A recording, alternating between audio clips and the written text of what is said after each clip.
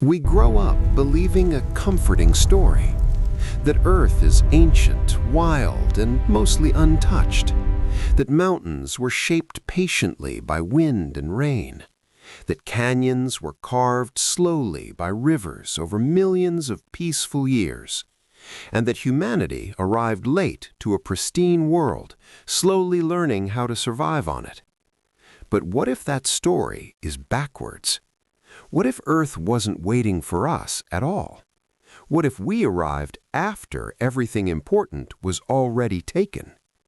Look around, not as a tourist, but as an investigator. Because once you change the way you look at the planet, something unsettling appears. The surface of Earth doesn't look like untouched nature. It looks like leftovers. We don't live on a cradle. We live on a dump. The idea sounds extreme until you start noticing the details no one tells you to look for. Take stone architecture. We're told ancient builders shaped massive granite blocks by hand with bronze tools, patience, and faith. But professionals who work with stone today don't feel inspired by these stories. They laugh. Granite doesn't lie. It records how it was cut. And across the world, from Russia to Egypt to Europe, stone surfaces show something deeply uncomfortable. Precision machining marks, perfect radii, symmetry that requires rotation, cuts so smooth and consistent they demand powered tools.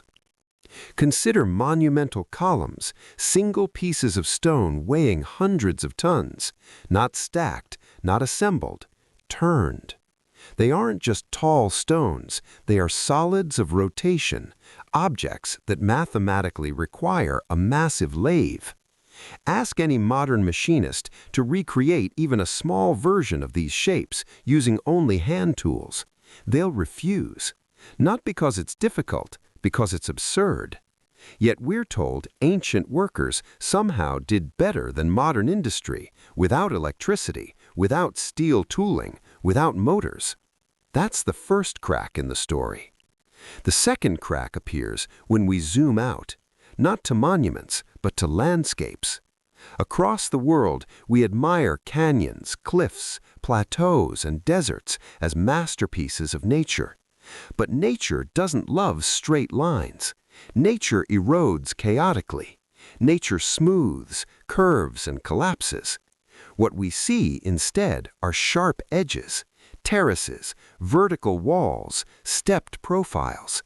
These are industrial signatures. Look at modern quarries. They leave behind rectangular cuts, flat floors, and layered walls. Now imagine abandoning those quarries for thousands of years. Let wind and rain soften the edges. Let plants creep in. What would they look like? They would look exactly like many of the so-called natural wonders we celebrate today. So-called cave cities are a perfect example. Tour guides tell romantic stories of monks carving homes into cliffs with chisels over centuries. But the scale doesn't match human effort. The volumes are staggering. Kilometers of tunnels, ceilings marked by circular saw patterns, cut widths that imply rotating discs several meters in diameter. No human-powered tool could do that. These weren't homes, they were extraction sites.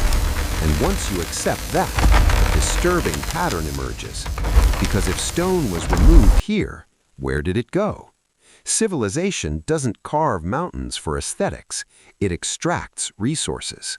Which means Earth's surface isn't just shaped, it's been processed. Now look at forests. In the northern hemisphere, it's nearly impossible to find trees older than 200 years. Not in cities, not in remote regions, not even where forests should be ancient. Official explanations vary, fires, fog, disease, but none explain the global consistency. Something reset the biosphere. Historical photographs quietly confirm this. Mid-19th century images from places like Crimea and Siberia show barren landscapes, bare hills, thin, young trees, vegetation just beginning to recover. This isn't medieval scenery, this is post-catastrophe recovery. And history does record something strange. The year 1816, the year without a summer. Snow in June, crops failing across continents, mass famine, darkened skies. This is exactly what we would expect after massive atmospheric contamination, a nuclear winter without the word nuclear. And what about the scars on the ground? Perfectly round lakes scattered across entire regions, surrounded by ridges of fractured stone, too uniform to be erosion, too numerous to be meteor impacts. They look like blast craters filled with water.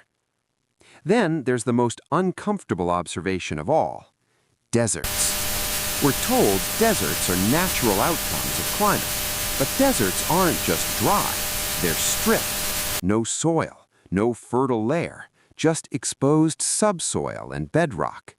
From Central Asia to Australia to the American Southwest, deserts often appear unnaturally flat, like quarry floors, because that's exactly what quarry floors look like after the valuable layers are removed.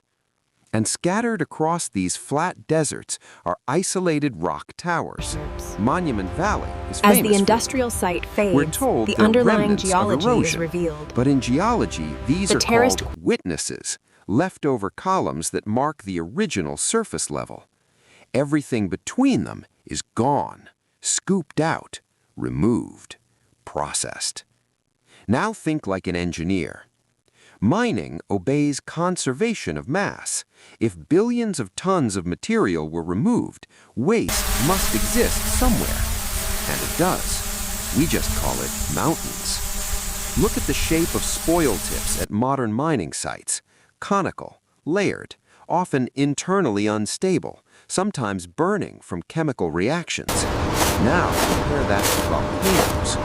Perfect cones, layered interiors, eruptions driven by pressure and heat. Many volcanic calderas don't show molten bedrock, they show loose stratified material, exactly like waste piles.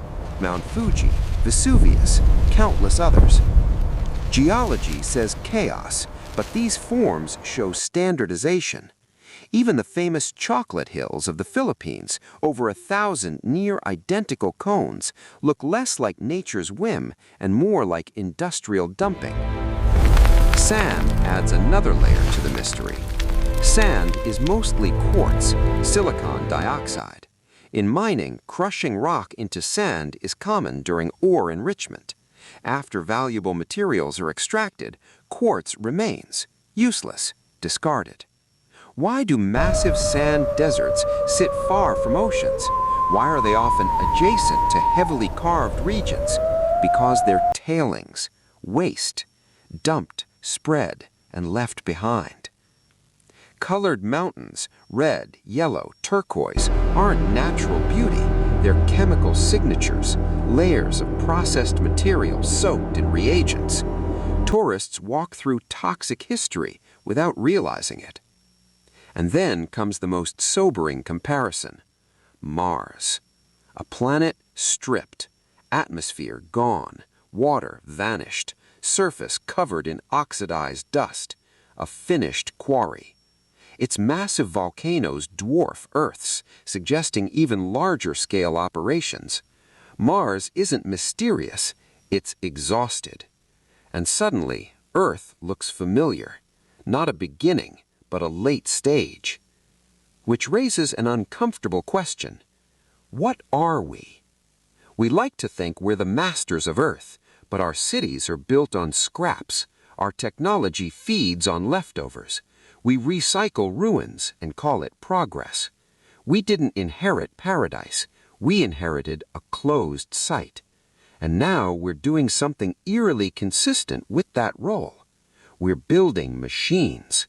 Not tools, but replacements.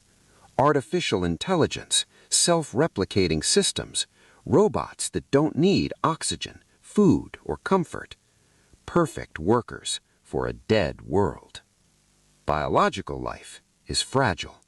Machines aren't. If Earth is nearing the end of its extractive usefulness, silicon life makes more sense than carbon life. Perhaps that's always how it works. Civilizations come and go, but extraction continues. The millstones turn slowly, but they never stop. Mountains become sand, oceans become pits, civilizations become layers. We may not be the owners of Earth at all, just caretakers at the end of a long industrial process.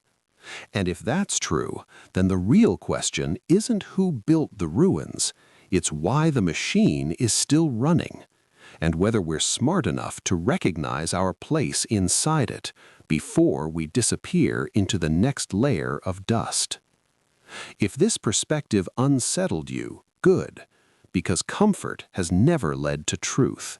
And if you want to keep exploring the forbidden history hidden beneath our feet, stay here, because once you see the quarry, you can never unsee it.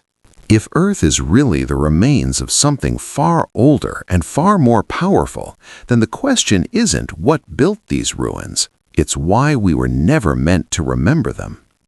If this changed how you see the world, subscribe, because once you see the quarry, you can't unsee it.